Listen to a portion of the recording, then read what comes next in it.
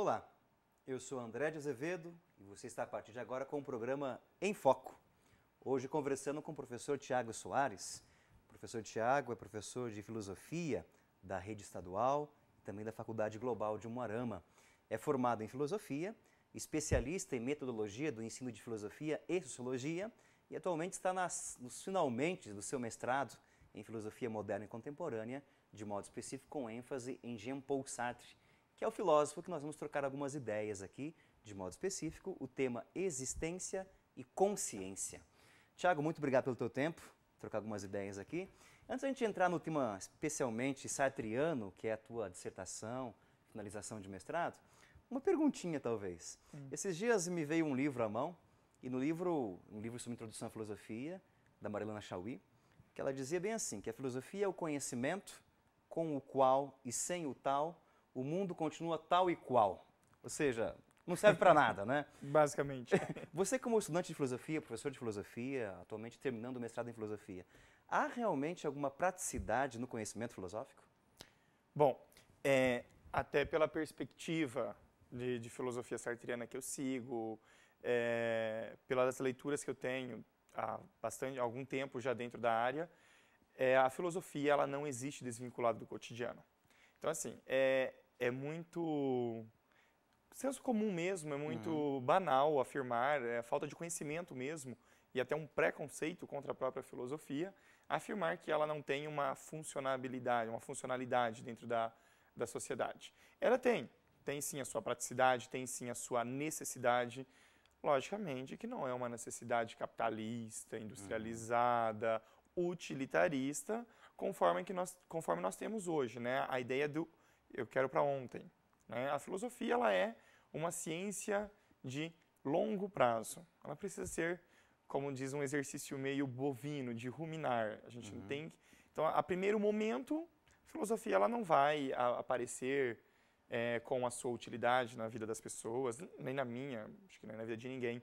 Mas a partir do momento que você para meditar, para ruminar, para refletir, que é o voltar sobre si mesmo, sobre as questões do cotidiano, ética, política, religião, educação, nós temos a partir daí uma prática, um exercício filosófico, e a partir desta prática, desse exercício filosófico, nós vamos desenvolvendo teorias, que a história nos mostra essas teorias a partir de alguns filósofos, Sartre, um exemplo, Aristóteles, Platão, Tomás de Aquino, enfim, vários e que reinterpretaram, o que refletiram a sociedade no seu tempo. O que nós fazemos ao estudar a história da filosofia, ao debruçar-se sobre esses filósofos? Nós dialogamos com ele, né? A filosofia ela é o constante exercício dialógico. Então nós dialogamos com esses pensadores para, a partir da interpretação que eles fizeram da sua época, do seu tempo, conseguir reinterpretar a nossa época com algumas de suas ideias, não todas, né? A gente tem essa autonomia, essa liberdade de filtrar algumas ideias, algumas ideias, alguns argumentos que não foram bem desenvolvidos, ou que, conforme a dialética cultural, o materialismo que nós constante, o movimento, fluição do mundo constante que nós vivemos, não nos cabe mais. Mas isso não quer dizer que ela não tenha a sua função. Ela tem a função de acordo com a época. E nós estamos numa época de preguiça do pensamento, né? Preguiça do pensamento? Interessante expressão. Você usa uma expressão muito bacana também, além dessa expressão preguiça do pensamento, que é a expressão que talvez denote a nossa humanidade do momento. Nós queremos as coisas para ontem. A nossa geração é assim, a geração mais jovem é assim. Como é que você, professor de ensino médio, de filosofia, professor do ensino superior, se depara com essa situação? Você apresenta um conhecimento que você mesmo disse que não é a curto prazo, a sua praticidade, né? Mas a médio, talvez longo prazo. Como é que você apresenta uma sistematização de conhecimento para uma geração que quer conhecer as coisas para ontem? É difícil? Olha, fácil não é, mas assim, todo conhecimento, quando você vai trabalhar com educação básica e até mesmo com o ensino superior, você não está trabalhando diretamente com aquilo que eles vão utilizá-lo hoje. Né, salvo muitas e raras exceções. Eu, por exemplo, nunca no meu dia a dia usei fórmula de Bhaskara. Você já usou? Não, nunca usei fórmula de Bhaskara, nunca usei o Teorema de Pitágoras. Né, no meu dia a dia. Embora, por exemplo, se você vai mensurar uma área de um terreno, Exatamente. né? Eu normalmente preciso pedir para alguém ou pagar para alguém fazer para mim, justamente por não saber utilizar o bendito do Bhaskara ou o Pitágoras na minha vida. Mas não deixo de reconhecer a necessidade dele. Preciso, muitas vezes, hoje, desse conhecimento? Preciso. Tenho? Não. Né? Do mesmo jeito, eu posso dizer a filosofia. Ela não é um conhecimento imediato. Quando eu aprendi Bhaskara na 7ª série do ensino fundamental, há alguns poucos anos atrás, eu não tinha a mínima noção de que aquilo seria útil na minha vida, ou que eu iria precisar daquilo. Hoje, se você pegar qualquer aluno de ensino médio, até mesmo do nível superior, de modo geral, eles não têm um porquê estar estudando. Por quê? Porque aquilo ainda é base teórica para a prática futura. Então, não dá para a gente falar a utilidade do conhecimento no ensino médio. Porque praticamente todas as disciplinas de uma matriz curricular de uma educação básica, ela ainda não tem aplicação na vida acadêmica do indivíduo, justamente porque o indivíduo não tem vida acadêmica ainda e não precisa.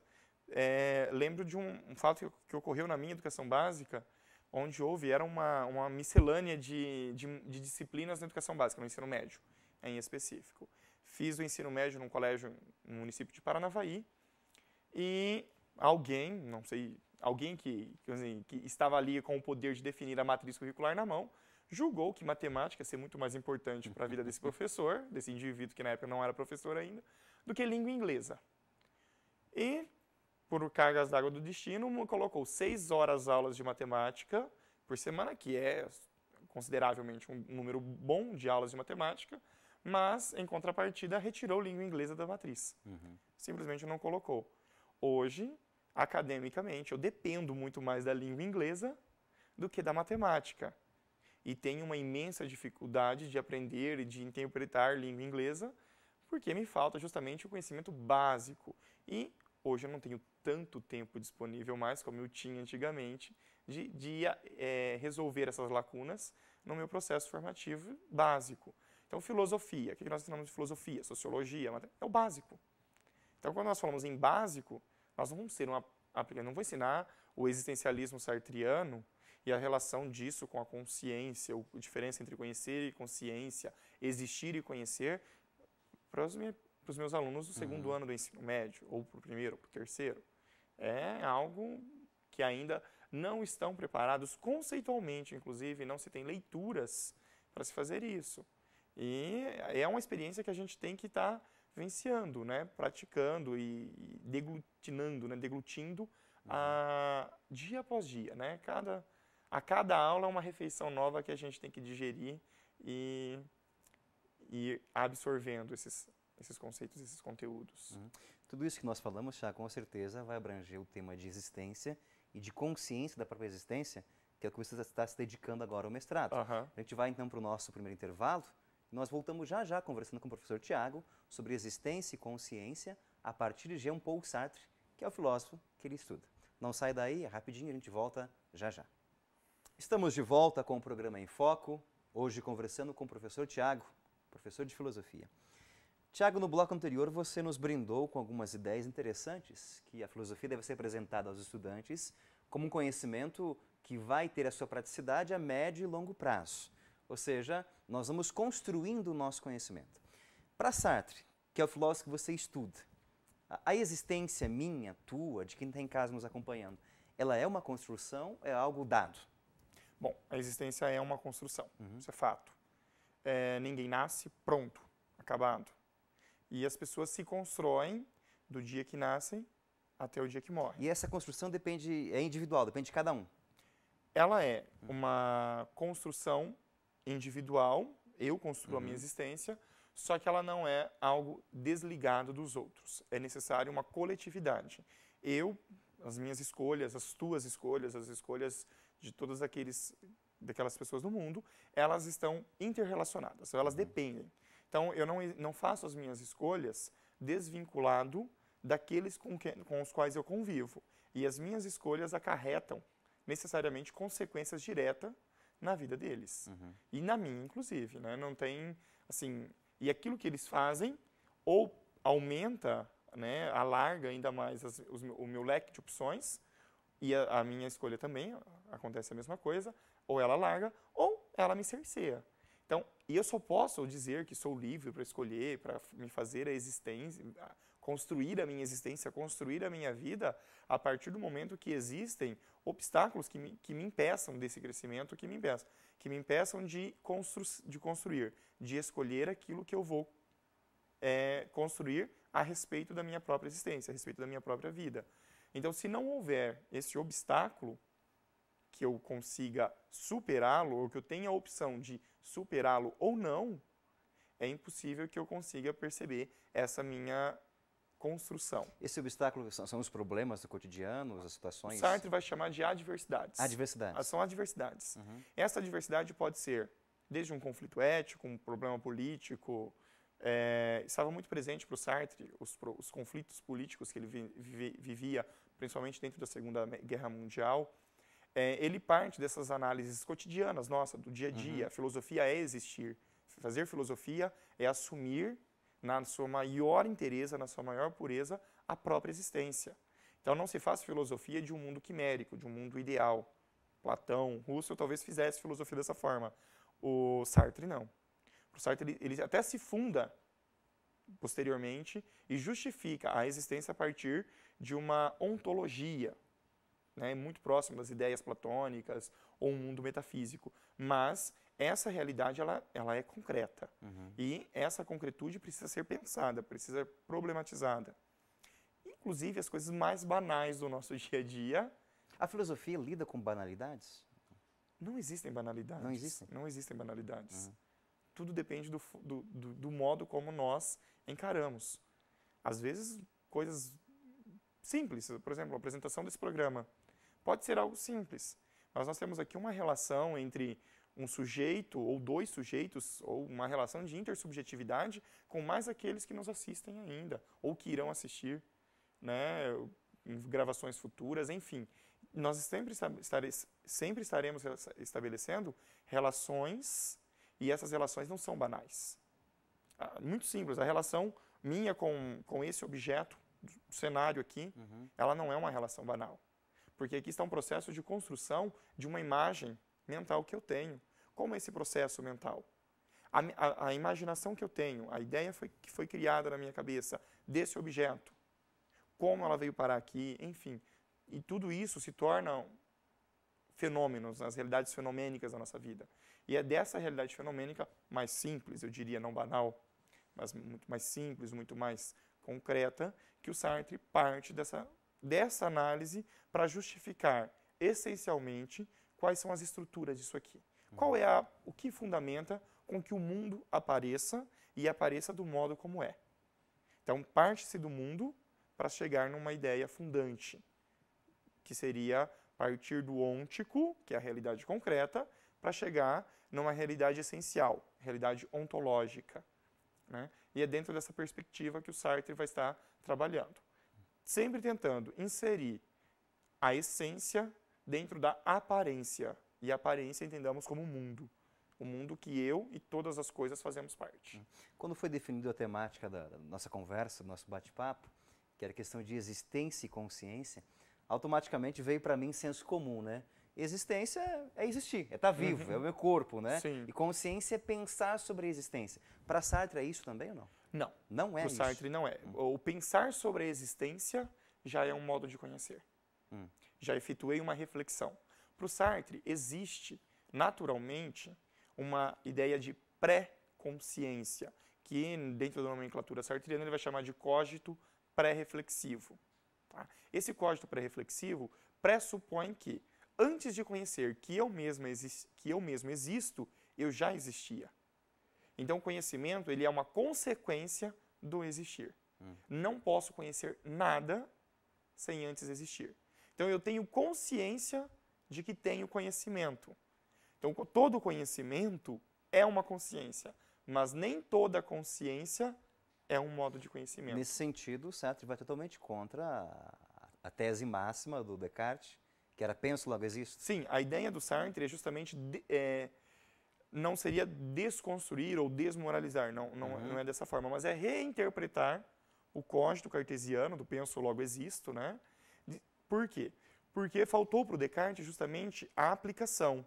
de um cogito pensante, apenas pensante. Mas faltava para o Descartes o pensado. Eu penso, mas eu penso em quê? O que eu estou pensando? Estou pensando em mim. Pode ser, não tem problema. Eu estou refletindo sobre a minha própria existência.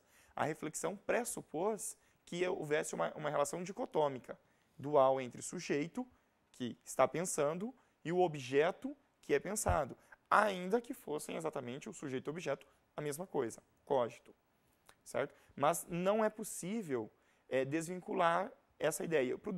A crítica que o Sartre faz ao Descartes é justamente essa.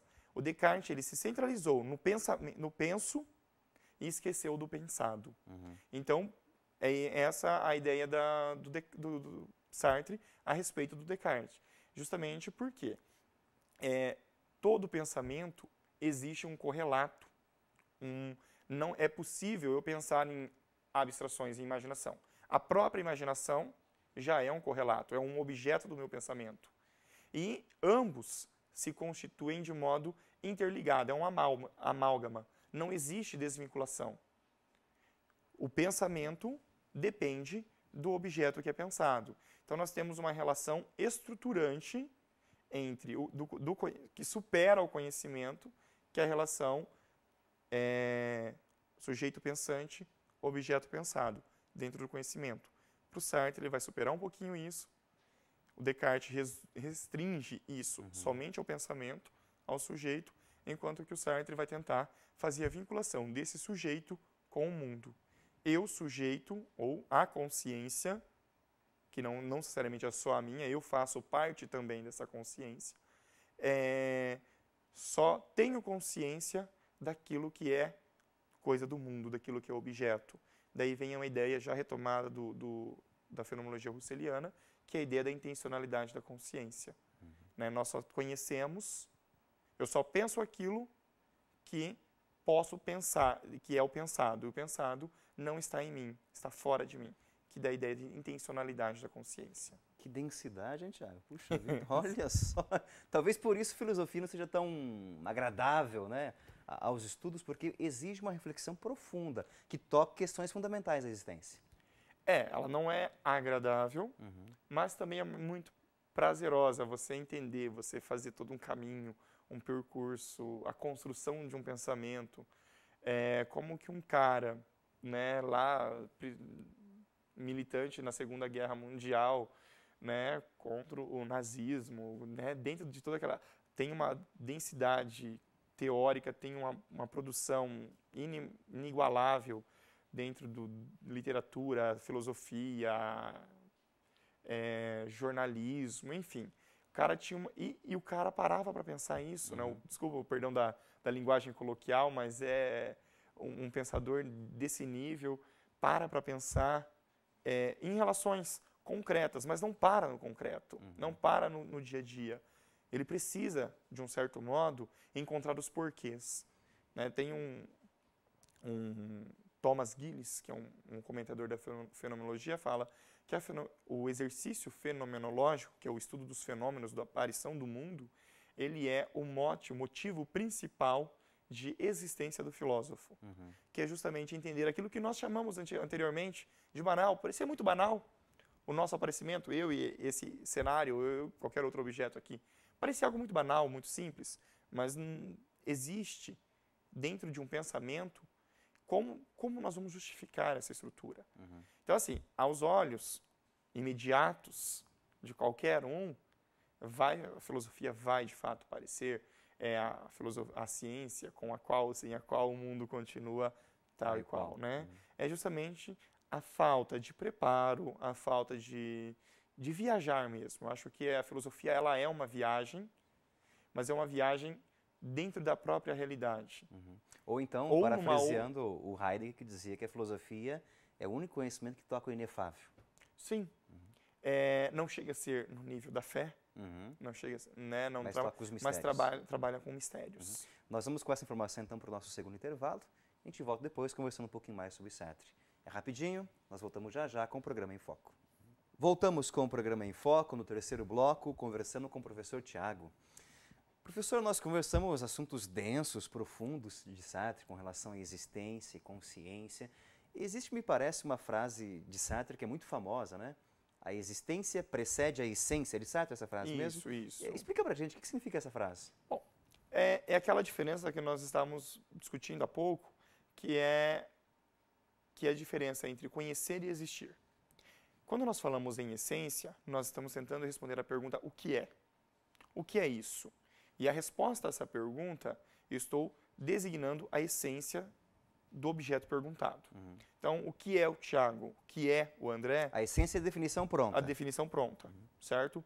E se nós estamos vendo que a existência é um processo de construção livre diante de um mundo, ou em um mundo, né, mais heideggeriano do que sartriano agora, um ser no mundo que se escolhe e que se faz, não tem como eu me definir, falar assim, olha, o Tiago ou o André é isso antes de existirmos. E como é a nossa existência? A nossa existência é algo dentro da temporalidade. Nós nascemos, vivemos o agora, nós nascemos ontem, no passado, vivemos o agora e esperamos muito um futuro. Né? E que seja bom. E que seja bom esse futuro. Mas vai depender. Isso vai depender de nós, não dos outros. Né? Isso é bastante interessante. E o modo como nós vamos dar sentido a esse futuro também.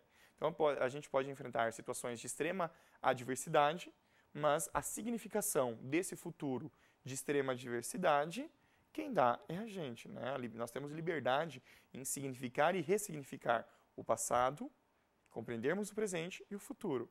Então, a nossa história tem exatamente o sentido que a gente quer dar para ela. Pode ter uma história de extremo sofrimento ou, a partir desse sofrimento, uma história de extrema luta. Né? Então, depende muito como nós estamos olhando isso. Mas a ideia da existência precedendo a essência é justamente isso. Primeiro, o Tiago existe. O André existe. E escolhe o que vai ser. Faz projetos futuros. E nós somos exatamente o quê? O projeto. E o que é o projeto? Algo que ainda não aconteceu. Então, nós somos um ser de futuro. Futuro nós estamos falando em desejos, nós somos seres desejantes, nós queremos as coisas. E aquilo que nós queremos, a partir do momento que realizamos, já não nos satisfaz mais. A gente quer algo novo. E a gente sempre é característica humana isso. A característica da falta. O desejo é uma falta. Falta do quê? Falta daquilo que a gente ainda não tem. E a nossa vida inteira é lutando por isso. E a nossa existência é justamente isso. É fazer com que se concretizem os nossos projetos. Concretizados os nossos projetos, nós podemos dizer, somos alguma coisa. Então, quem é o Tiago? O Tiago é isso. Quem é o André? André é isso. Quando a gente pode dizer isso? Minuto após a morte. A essência vai estabelecer na morte? Porque enquanto a gente estiver até no ato agonizante, a gente pode escolher o melhor modo de morrer ou o pior modo de morrer. É uma decisão pessoal. Então, é uma vivência única. O Sartre vai terminar dizendo o ser o nada, né, com uma desesperança, uma descrença no humano que chega a ser desesperador, né, dizendo assim, o homem é uma paixão inútil. Nós passamos a vida Deixa eu te perguntar agora, questões pessoais agora, né? Você estuda Sartre, é apaixonado por Sartre. Mas você concorda com isso que ele disse, que o homem é a paixão inútil mesmo, não? É complicado. É complicado. Não, o fato de discordar não quer dizer que deixou de ser apaixonado por ele, né? Não, assim, é complicado. Eu não concordo com essa ideia da paixão inútil, mas eu vejo que ser apaixonado por alguma coisa ou acreditar em algum projeto, em alguma perspectiva, a se concretizar e definir alguma coisa no futuro, ela é uma aposta, é um passo no escuro, mais quase que guardiano, né? É o salto da fé. A gente nos lança. E para o Sartre, a gente se lança em nada. Né? Não concordo particularmente com essa visão. Acredito muito mais nessa visão anterior dele, mas o desfecho que ele dá, o sentido que ele livremente conclui a obra dele com essa ideia de paixão inútil, de vazio absoluto. Eu acho muito pessimista com relação ao humano e é difícil você manter uma vida assim. Não tem função a paternidade, não tem função trabalhar, não tem função Não há sentido. Não há sentido para a vida. Então, eu acredito assim, a gente, nem que seja uma má-fé, um auto-engano, tudo bem. Mas dá um norte para a Mas existência. precisamos dar um sentido. Os meus desejos precisam ser orientados a um determinado fim. Porque senão a gente não tem um rumo a caminhar, um caminho a traçar. A existência existir é fazer um caminho, é traçar um caminho e percorrer esse caminho, né? Lidando com os buracos desse caminho, com os tropeços, com, né, os obstáculos que eles vão, né, aparecer, as pedras do caminho que vão aparecendo, faz parte. E a gente tem o sentido que a gente vai dar para a pedra, né? O Drummond é claro nisso, o sentido que a gente dá. No meio do caminho tinha uma pedra, né? Então, assim, o sentido, o significado, o modo como nós vamos lidar com essa pedra no caminho, de fato, ela é um projeto, ela é livre, enfim. Agora, se a gente não tem um caminho a traçar, um caminho a seguir, a gente para no meio de uma encruzilhada e não faz nada, né? A gente não vai para lugar nenhum. E a gente passa a vida esperando que a vida nos leve, né? Aí a gente deixa de fazer filosofia para fazer samba com o Zeca Pagodinho, né? Deixa a vida me levar. O grande filósofo Zeca Pagodinho, diga-se de passagem, né? Que guia a mente de muita gente nesse sentido, né? Então, acho que a aceitar que a vida nos leve é ser muito passivo diante da nossa própria vida. Então, acho assim, concordar veementemente com Sartre, sem ter eu não concordo, crítico, não. né? Não concordo. Acho que muita coisa do pensamento sartriano tem muita fecundidade, tem muita profundidade, tem muita solidez. Agora, não que essa perspectiva dele esteja totalmente equivocada. Eu, né, pessoalmente falando, não concordo com esse desfecho, principalmente do ser e o nada que ele tem. Em várias outras, né, ele tem uma visão negativista da existência humana, né, o inferno, a paixão inútil, né, enfim, a gente não tem não concordo muito pessoalmente com isso. Tiago, eu agradeço muito o teu tempo. Infelizmente, o nosso tempo já acabou, né? Eu acho que a gente passou da existência para a essência agora. Findou-se um tempo, né? Mas eu pude perceber nas tuas palavras, nas tuas colocações para nós, quem está em casa também, que você tem uma grande paixão por Sartre, que me parece que a filosofia sartriana te ajuda na tua existência, na tua vida, na tua construção. Ela, consideravelmente, ela tem uma relevância muito grande na minha vida. Ela define, assim, posturas básicas no trabalho, na vida com a família. Eu até às vezes sou bastante até chato, principalmente com a família, eu falo assim, mas ou mesmo no trabalho, não tem certo, não tem errado, tem consequências. Consequências boas, tem consequências ruins, né? A gente vai ser julgado moralmente, mas a gente vai ser julgado moralmente por um juiz ou por uma lei que é transitória, né? O que é certo aqui, em outro lugar não é certo, o que é moral aqui, no outro não vai ser moral, porque nós estamos presos a uma cultura. E a cultura, ela não é fixa, ela está em constante transformação, em constante devir, né? Então, acho que essa parada de reflexão, essa ideia de escolha durante a vida é bastante interessante. E a filosofia se faz para você justamente a etimologia dela, né? Uma busca, um amor ao saber. A sabedoria. Professor, muito obrigado pelo seu tempo. A você em casa, muito obrigado pela sua audiência. E ficamos com essa belíssima afirmação que o professor Tiago nos presenteou. Não existe certo ou errado, existem consequências. Pensemos nas consequências. Um forte abraço, até o próximo programa. Tchau, tchau.